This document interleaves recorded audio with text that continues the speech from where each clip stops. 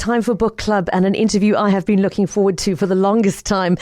You know, if you've been listening to this show for a long time, that I love reading across a variety of genres, but particularly I've got a special love for fantasy and for authors who can build not just character and action, but build whole worlds in which to place them. And, you know, I think it started for me when I first stepped into the world of Narnia as a child of 6 or 7. I went on to do my honours thesis on the Lord of the Rings. That's how much I love this genre. And I've loved authors whose imagination crafts new maps and new landscapes and new creatures and languages.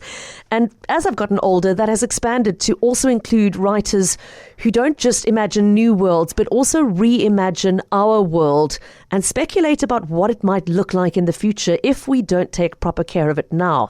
And the author joining us today is an absolute queen of post-apocalyptic dystopian fiction. Her Divergent series, featuring the heroine Tris Prior, has sold more than 35 million copies worldwide. If, like me, you are a fan, you will be thrilled to know that there is actually a new companion novel called The Sixth Faction coming within the next few months. But you don't have to wait for that, because Veronica has recently published a new adult novel called Seek the Traitor's Son. It is a bit of a genre buster. It's part fantasy, it's part dystopian fiction, it's got elements of sci-fi, and it's also got a good dose of romance woven in as well. So it's quite a hard one to try and pin down. But what a huge honor to have Veronica Roth with us this afternoon to talk about this new book, to talk about her background as a writer, and to share the excitement of a new series for us to enjoy. I think it must be good morning to you in the USA, Veronica, and also a belated happy birthday for earlier this week. Thank you so much for joining us on CapeTalk. Thank you. Yeah, it is a little bit early, but happy to be here. Great. Well, thank you for your time. Let's talk about where it all started for you. I mean, were you one of those children who was imagining and world building from a young age, or can you pinpoint where your love of that kind of storytelling and world building began?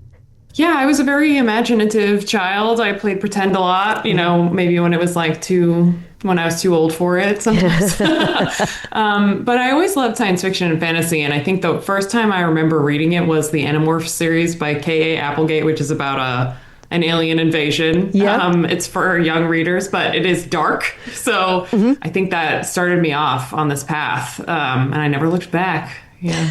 You got onto the path professionally, though, rather earlier than most do. I mean, I know you were still a student. I think it was at Northwestern University when you wrote the first book in the Divergent series.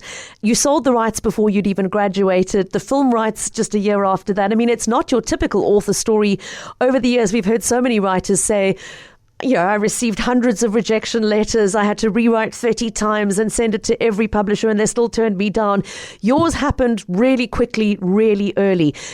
Do you think you got lucky? Did you just tap into something in the zeitgeist of the time that was just bang the right thing at the right moment? What do you think was the secret to your succeeding so young?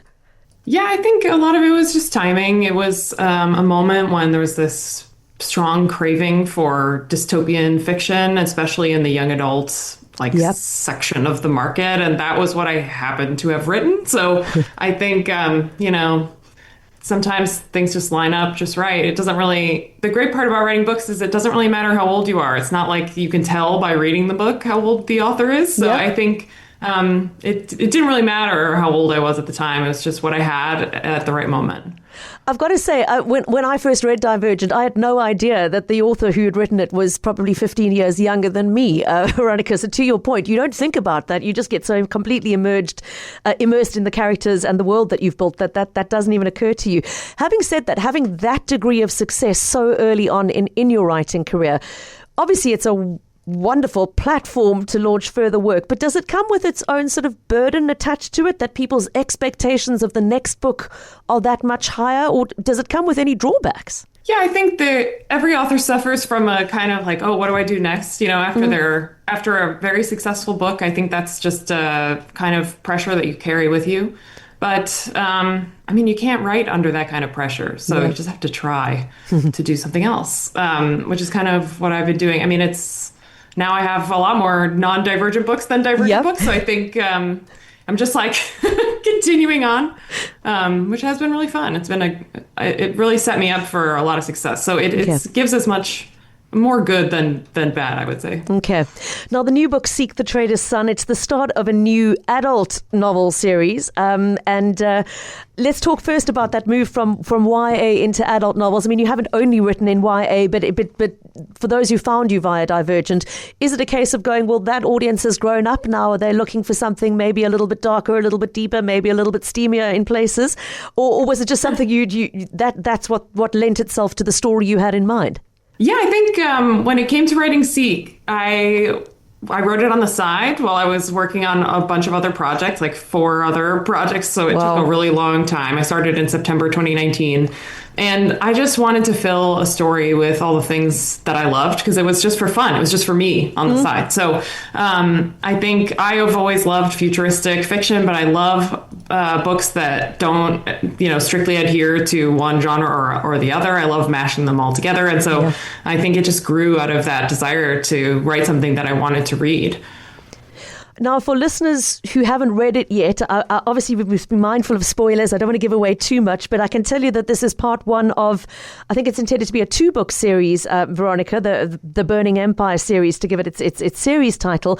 In fact, let me let you introduce the setting to our audience. It's set on Earth in the future at some point where an as yet unspecified disaster or series of disasters has happened. I've got to the end of book 1 without yet being quite sure what it was. But introduce our audience to who you have placed in that world and how they interact. Yeah, so it's set so far in the future that it started to feel like fantasy. I think that's part of the genre bending. But Earth has been devastated by this virus called the fever, which kills everyone who gets it and then brings half of them back to life a couple days later with special abilities that usually relate to seeing the past. But on rare occasions, people develop the ability to see the future. And the main character, Elegy, lives in a society that quarantines from the fever, so they don't have access to these like fancy abilities because they don't want to risk 50% of their population. And she goes to see the future seers, and they tell her she's got an important destiny because I love an important destiny. And she will either save her people from their enemies or fail them, but along the way she'll fall in love with a man who will bring her death. Okay, that's a great summation, and I think we'll pause it there from a plot perspective so as not to spoil it. Now, okay, so fascinating. So the disaster, the fever, because I read to the end of the first book and I thought I wasn't sure if there was perhaps an element in here of what had mankind done to itself to destroy previous civilizations, or if it was just the fever. So you've kind of given me some insight there. But the fever itself, now you've just told us you started writing this book in September of 2019, and the whole way through reading it, I was thinking, I wonder how much of a role COVID played in this story. Veronica, you've answered one of my questions already, which is, did this book predate COVID in your mind? Did your experience of the pandemic influence the way you imagined the fever and its impact on the Earth, or was it just kind of a sort of a by-the-by thing that happened? Well, first of all, you're right. It was like there's a series of disasters and then there's this plague, basically. So you were definitely onto something. But yes, I started writing it before COVID, but this part of the world building did not enter my writing until after COVID. Okay. So I just want to be clear because it's not like I predicted anything. That would be pretty crazy. But I think... dystopian fiction, people often perceive as like a predictive text, like a handbook of what not to do. But I think more often it functions as an observational text. So it's about what are we doing now? Yep. And for me, that was the aspect of this story that felt the most dystopian, is just observing the way people reacted to COVID and the extremes, the 2 extreme viewpoints that kind of emerged. One was just like, okay, let's just give up. Like we all need to have it now. And the other was, no, let's keep ourselves safe and protect as many people as possible. And just the way, and then the way grief informed both. I think that really has entered the story in a profound way as well. So this is a society, like a global society that has experienced deep loss, and it has shaped the way that they interact with each other. Okay, you've mentioned the prophecy, the future that awaits somebody, and that somebody could be one of two somebodies in this book. We have the main viewpoint told from the heroine Elegy, who is part of the Cedra nation, but there is also a rival Talisar nation and a formidable woman of her own on that side who could also be the subject of the prophecy around which this book hinges. And half the joy of the story is waiting to see, well, which way does this particular fulcrum swing? You've populated their worlds with the geographical world building, the cultural world building, the side characters who are really, really fleshed out, and they've each got their different kinds of tribe backing them in the most profound way. What's interesting to me, if I think back to Divergent and where your writing started, Veronica, in the same vein, there we had a post-apocalyptic world. It was the city of Chicago in that case, and it was a very dark remnant of the city. In this book, we have a much more sort of culturally defined rebuilding, if I can put it that way. You kind of have the sense of these are people who are really trying to hold on to what it is to be human in their particular way. But you have an interesting conundrum, because some of the people who are left in this post-apocalyptic world of Seek the Traitor's Son are almost giving up on Earth. They know that there is the potential or the possibility of a plan B out there, somewhere beyond the stars. And I don't want to say too much other than to say they've been led to believe there's good reason to think that could be an alternative. And then you have those who are, no, Earth is where we are, this is where we belong, this is where we rebuild and want to establish ourselves again. Just before you came on, I don't know if you heard our news report. There was a report about Mars exploration and the like, and I'm mindful reading it of, we're sitting here with people who are actively working towards the aim of sending humans to explore the planet Mars. Has that informed your crafting of this world at all, to know that that's happening in real life on our planet Earth right now? Yeah, sure. I think there's always this desire to know what's out there, and obviously, like, our urge to explore space has resulted in a lot of technological development that, is wonderful. So there's a great undercurrent of like what's out there that we have as people. I think it's very natural for us now that we have the ability to go there. Like, I guess we have to.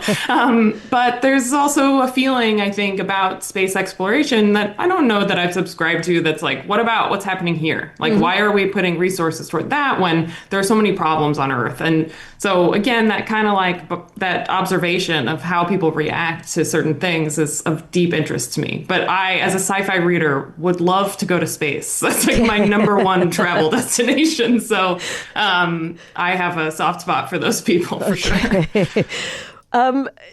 I want to say, for anybody who's come in midway to this conversation and is wondering who you're listening to, the voice belongs to Veronica Roth, the author of, for many of you, where you would have started with the Divergent series and Tris Prior and Four and Their Adventures. Of course, she's written many other books in between now, but the latest release is called Seek the Traitor's Son, and it is the first of a two-part series called The Burning Empire.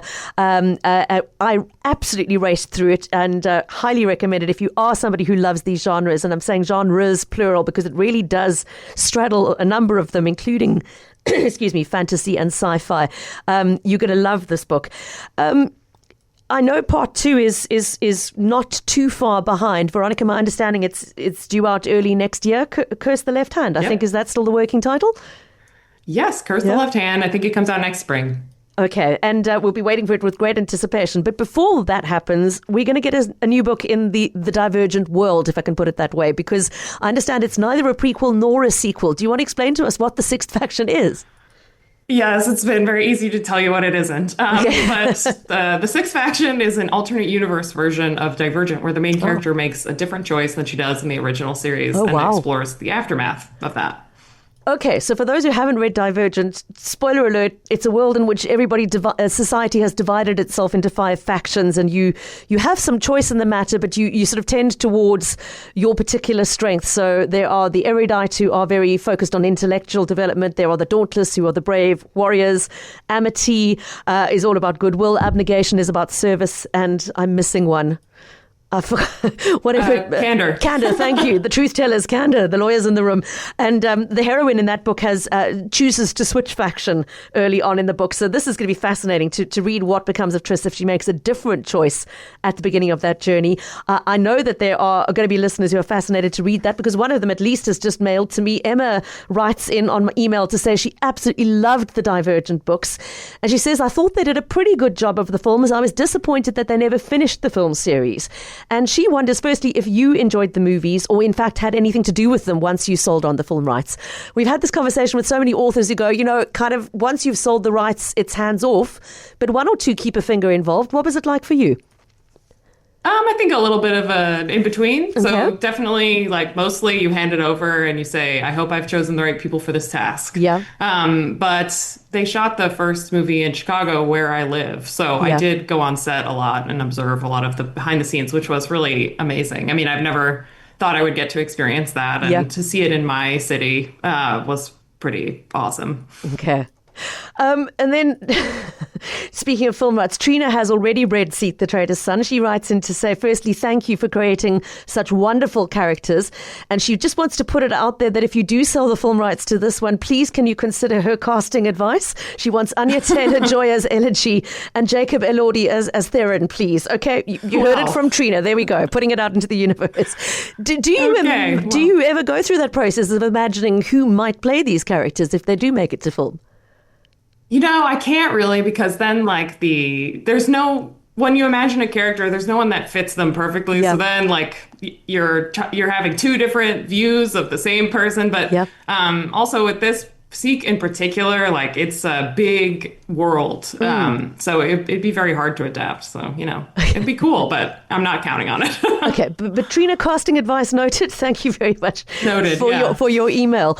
Okay. I mean, in terms, it sounds like you write multiple things at once. From what you've said and looking at the release dates, it's a new Divergent book coming, the second one in this series, Burning Empire, coming all within months of each other. I guess that means probably, Veronica, that you're already hard at work on at least one other project. Is there anything you can share with our audience about what happens next? You know what? I have been working on these 4 books that are coming out in just within 1 year. These series starts and their sequels. I've been working on them for 5 years secretly. So what I am is good at keeping secrets. But I think I am going to take a little break after this. So I don't really have a plan. I was pushing till the end of this, and we'll see what happens in the future. 4 books in 1 year. That's a lot of book publicity touring to do as well. So I hope you do actually get a rest after that, Veronica, to catch your breath. And it makes me even more grateful for the time you've given us to chat to us today. Really, really appreciate your joining us so early in the morning on your end. And with huge thanks from a big fan of Seek the Traitor's Son. I can't wait to read the follow-up and to read The Sixth Faction when it comes out. Really a pleasure to have you on the show today. Thanks so much for having me. Veronica Roth. The book is called Seek the Traitor's Son. And for those who want to know, it's published by Tor Books, distributed in South Africa by Pan Macmillan, and it is on shelf in your favorite bookstore now, as well as available online. So please do go and find it, and we will let you know as soon as The Sixth Faction hits the shelves in South Africa as well.